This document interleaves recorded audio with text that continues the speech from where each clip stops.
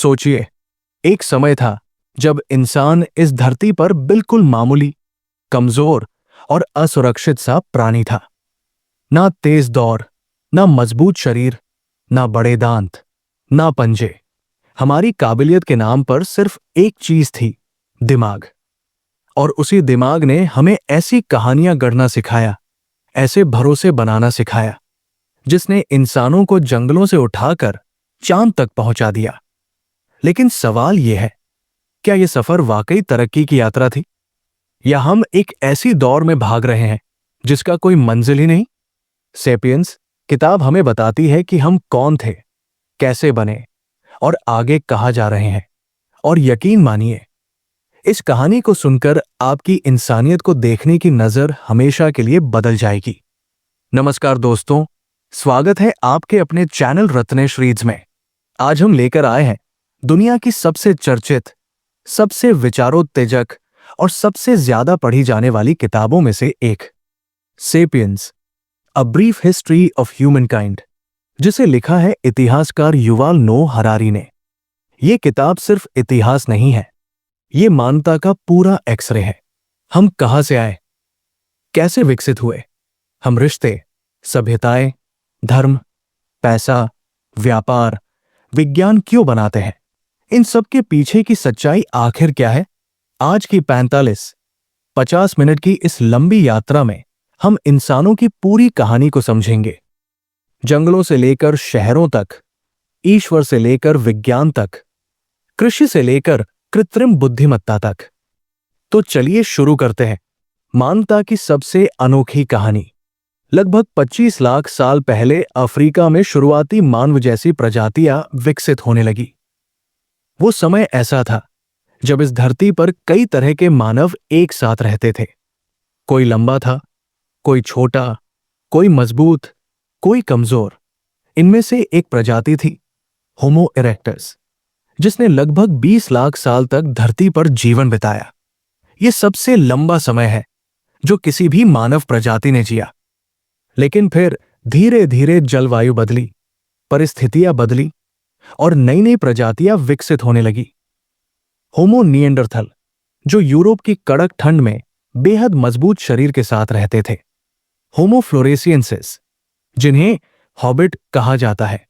और आखिर में हमारी प्रजाति होमो सेपियंस। आज दुनिया में सिर्फ हम सेपियंस बचे हैं, बाकी सारी मानव प्रजातियां गायब हो गई। क्यों? क्या हम सबसे ताकतवर थे? जवाब है नहीं। क्या हम सबसे तेज थे? नहीं। क्या हम सबसे अधिक संख्या में थे? बिल्कुल नहीं। फिर ऐसा क्या था जो सेपियंस को बाकी सबसे अलग बना गया? हरारी इसका जवाब देते हैं, इंसानों की सबसे बड़ी ताकत है कल्पना की क्षमता। हम ऐसी चीजों पर विश्वास कर सकते हैं जो असल में होती नहीं, जैसे ईश्वर, राष्ट्र, कानून, पैसा, कहानियां, समझौते। ये सब इंसानी दिमाग की रचना है। लेकिन इन काल्पनिक चीजों में भरोसा करके हम करोड़ों लोगों को एक साथ जोड़ सकते हैं। यही तो असली ताकत है, मास कोऑपरेशन। लगभग 70,000 साल पहले इंसानों में कॉग्निटिव रेवोल्यूशन, यानी सोचने और कल्पना करने की क्षमता अचानक बहुत तेजी से विकसित हुई। इससे पहले इंसान छोटे छोटे समूहों में रहते थे, लेकिन अब वो कहानियां बनाने लगे, संकेतों को समझने लगे, भाषा का इस्तेमाल करने लगे। ये भाषा सिर्फ सूचना देने का माध्यम नहीं थी, बल्कि लोगों को जोड़ने का तरीका थी। इंसानों ने साथ मिलकर बड़े जानवरों का शिकार करना शुरू किया, योजनाएं बनानी शुरू की, आग को काबू में किया, औजार बनाए और धीरे धीरे दुनिया में फैल गए। फिर शुरू हुई इंसानों की यात्राएं। अफ्रीका से निकलकर वे अरब पहुंचे, फिर एशिया, यूरोप, ऑस्ट्रेलिया और अंत में अमेरिका तक। जहां जहां इंसान गए, उन्होंने बड़े जानवरों को खत्म कर दिया। मैमथ, विशालकाय कंगारू, अमेरिकी शेर, सब इंसानी यात्रा में मिट गए। हरारी कहते हैं कि ये ह्यूमन इकोलॉजिकल सीरियल किलर जैसा था। मानव जहां गया, वहां बड़ी प्रजातियां टिक नहीं पाई। लेकिन असली बदलाव तब आया जब इंसान ने जीवन जीने का तरीका बदल दिया। शिकार से खेती की ओर। 12,000 साल पहले दुनिया भर में इंसानों ने गेहूं, करीब, चावल, मक्का जैसे पौधे उगाने शुरू किए। पहली नजर में ये बड़ी तरक्की लगती है, लेकिन हरारी कहते हैं कि ये हिस्ट्रीज बिगेस्ट स्कैम था, क्योंकि इंसान ने सोचा कि खेती उसे आराम देगी। लेकिन हुआ इसके उल्टा। इंसान का काम बढ़ गया, तनाव बढ़ गया, रोग बढ़े, समाज में असमानता बढ़ी। खेती ने इंसान को जमीन से बांध दिया। अब उसे फसल की रखवाली करनी पड़ती थी, अनाज जमा करना पड़ता था और लगातार मेहनत करनी पड़ती थी। शिकारी संग्रहकर्ता की जिंदगी में विविधता थी। कभी फल, कभी मांस, कभी बीज, कभी मछली। लेकिन किसान एक ही चीज पर निर्भर हो गया, फसल। अगर फसल खराब तो पूरा साल बर्बाद। खेती बढ़ी तो जनसंख्या बढ़ी, जनसंख्या बढ़ी तो गांव शहर बने, शहर बढ़े तो साम्राज्य बने, साम्राज्य बढ़े तो संस्थाएं बनी, राजा, सेनाएं, प्रशासन। लेकिन इतने बड़े समूह में रहने के लिए इंसानों को एक चीज चाहिए थी, विश्वास। ऐसा विश्वास जो लाखों लोगों को जोड़ सके। यहां से जन्म हुआ पैसे, धर्म और राजनीतिक व्यवस्था का। पैसा दुनिया की सबसे बड़ी शेयर्ड मिथ है। कागज की एक पर्ची, एक सिक्का, एक डिजिटल नंबर, हम सब इस पर भरोसा करते हैं क्योंकि बाकी सब भी करते हैं। हरारी कहते हैं, money is the most universal and efficient system of mutual trust ever created. फिर आए साम्राज्य, रोमन, मुगल, ब्रिटिश। इन साम्राज्यों ने भाषा, कानून और संस्कृति बनाई। फिर आया धर्म, जो कहता था कि सब कुछ एक बड़ी व्यवस्था का हिस्सा है। धर्म ने नैतिकता दी, अनुशासन दिया, डर दिया और उम्मीद भी दी। इसने इंसानों को बताने की कोशिश की कि जीवन की एक दिशा है और मनुष्य को उसका पालन करना चाहिए। लोहे, पहिए, लेखन, कर संग्रह, व्यापार, ये सब विकास के चरण थे। लेकिन मानवता का सबसे बड़ा मोड़ आया 500 साल पहले, साइंटिफिक रेवोल्यूशन। ये पहली बार था जब इंसान ने स्वीकार किया कि हमें सब कुछ नहीं पता। यही स्वीकारोक्ति असल में ज्ञान की शुरुआत थी। वैज्ञानिक सोच ने दुनिया को बदल दिया।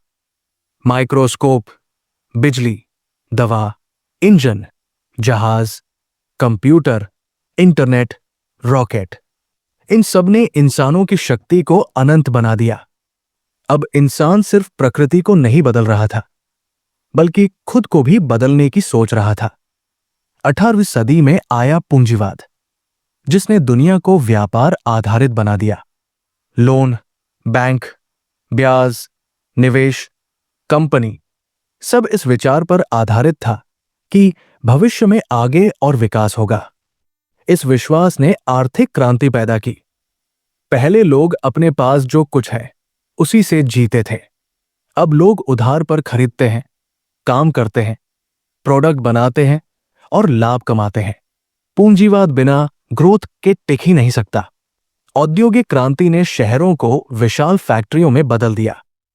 ग्रामीण जीवन से लोग दौड़ते हुए शहरों की ओर आए। मशीनों ने मानव श्रम को बदलना शुरू किया। फिर घड़ी की टिक-टिक ने इंसानों के समय को बांध दिया।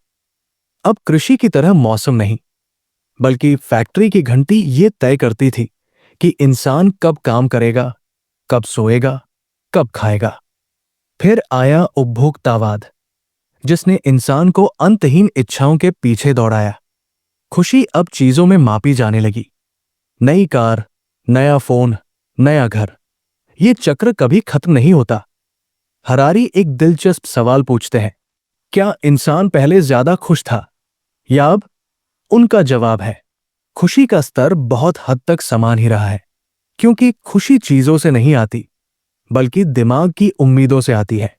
अगर उम्मीदें बढ़ती जाती हैं, तो इंसान कभी संतुष्ट नहीं हो सकता। आदिमानव कम साधनों में भी संतुष्ट था, क्योंकि उसकी उम्मीदें कम थी। फिर हरारी भविष्य के बारे में बात करते हैं। वो कहते हैं कि इंसान अब एक नई दिशा में बढ़ रहा है। Biotechnology, genetic engineering, artificial intelligence. अब इंसान सिर्फ विकास का परिणाम नहीं रहेगा, वो विकास को खुद नियंत्रित करेगा। Human 2.0, super humans, cyber organisms. ये अब कल्पना नहीं बल्कि वैज्ञानिक लक्ष्य है। एक ऐसा समय आ सकता है जब होमो सेपियंस नाम की प्रजाति ही खत्म हो जाए और उसकी जगह एक नई प्रजाति ले ले जिसे इंसान ने खुद बनाया होगा। इसलिए हरारी कहते हैं, sapiens conquered the world because it is the only animal that can believe in stories. लेकिन अब इंसान एक नई कहानी लिखने जा रहा है और शायद ये कहानी इंसानों के अस्तित्व की आखिरी कहानी हो। ये किताब हमारी सोच को हिलाती है। ये हमें बताती है कि इंसान कितना असाधारण है और कितना खतरनाक भी। अंत में हरारी यही कहते हैं कि इंसान दौर तो जीत गया, लेकिन उसे ये भी समझना होगा कि वो कहाँ जा रहा है, वरना ये दौर एक दिन उसके अस्तित्व को ही मिटा सकती है। तो दोस्तों, ये थी 45 से 50 मिनट की पूरी नेचुरल, डीप और स्मूथ सेपियंस बुक समरी। अगर आपको ये समरी पसंद आई हो तो लाइक जरूर करें। कमेंट में बताएं कि अगली कौन सी बुक का इतना ही लंबा ऑडियो बुक का स्टाइल रिव्यू चाहिए। और हां, चैनल बुक रिव्यू हिंदी को सब्सक्राइब करना मत भूलिएगा। हम मिलकर किताबों की हर सीख को आपकी जिंदगी का हिस्सा बनाएंगे। मिलते हैं अगली वीडियो में। तब तक सीखते रहिए, बढ़ते रहिए और मानव इतिहास की इस महान यात्रा को याद रखिए।